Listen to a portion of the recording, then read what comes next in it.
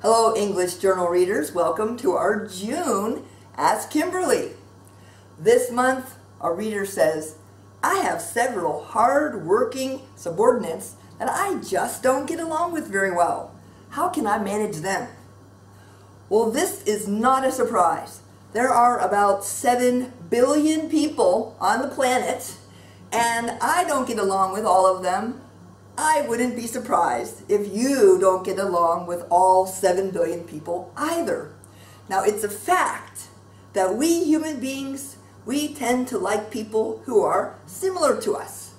But how would you like to have a baseball team with all great catchers or all great third basemen? You couldn't win, right?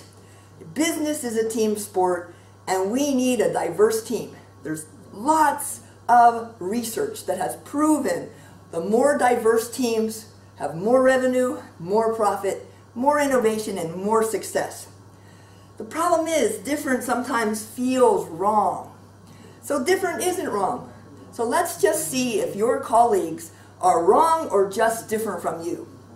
There is a tool that I really like to use called the Enneagram.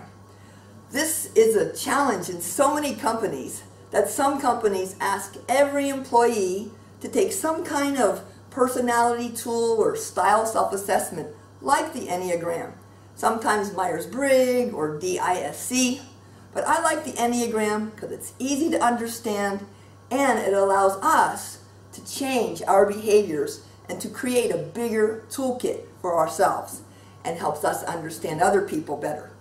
Now, you could spend months studying the Enneagram, so I'll just give you an introduction here.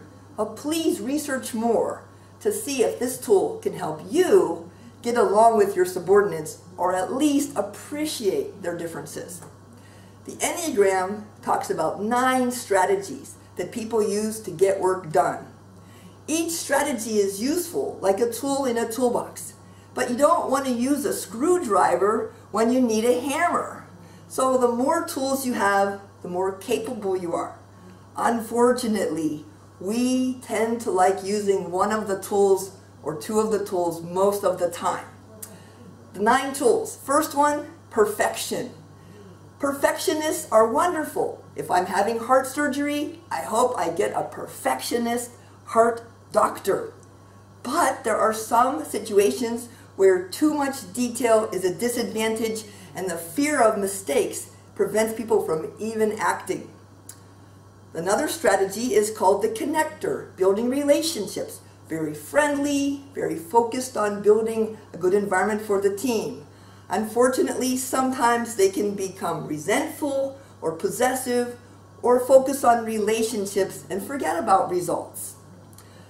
Another very useful tool is the strategy of achievement. Woohoo! Salespeople are great with this tool. They want to be fantastic, successful, achieve their targets. Some disadvantages of that tool, selfishness, maybe a little too much ego. But it makes them great at their job, so sometimes I tolerate some kind of behavior like that. Another tool, think of Michael Jackson. His uniqueness. He was so unique. It's wonderful, it's creative, but I think of that style as the perpetual teenager. Oh me, I'm so unique. Oh, so moody. Sometimes too much to deal with emotionally for me. Another tool, the thinker, like Albert Einstein, understanding things in great detail. But if you ask them, how do you feel? They really have to say, can I tell you tomorrow? Because they don't know. They have to go and think about it because they're observing life, like observing microbes under a microscope. Another tool, sometimes useful, search for security, avoiding risk. Wonderful tool sometimes, but sometimes risk is necessary. And we can get overly anxious, worrying about every little detail. We won't even start the car until we know that the lights are green all across town. Please, you'll never get anything done if you only use the security and risk avoidance tool. Another tool, my favorite, excitement! Excitement! It is so fun for me. It's like Steve Jobs. He was big on this excitement tool. Optimistic, can do anything, inspiring, sometimes too impulsive, maybe hard for me to focus on what I need to do, and I don't like to do all that detailed work like the perfectionists do. And there's another tool, like Winston Churchill used this tool a lot, the power tool, to move people in a certain direction, to achieve goals. Very decisive, sometimes angry, confrontational, a little too harsh sometimes. That's one of the disadvantages. Finally, the peaceful tool. The Dalai Lama uses this tool. No conflict is allowed. In fact, nothing is worth having an argument over. Well, sometimes we need healthy conflict, okay? So please don't overuse the peacefulness tool. We need to be willing to have difficult discussions. Now, we tend to rely heavily on one or two or three of these tools, but all of the tools are useful. I need to appreciate the value of the other tools, and you need to appreciate the value that your colleagues and subordinates bring to the team. It's of course awkward to accept other people's styles or to change yourself. Don't believe me? Get a pen. Do you have a pen? Write your name.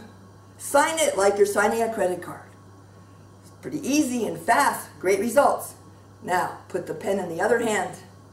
Sign your name again. You'll notice some differences. You have to go slower. The results are messier. It feels awkward.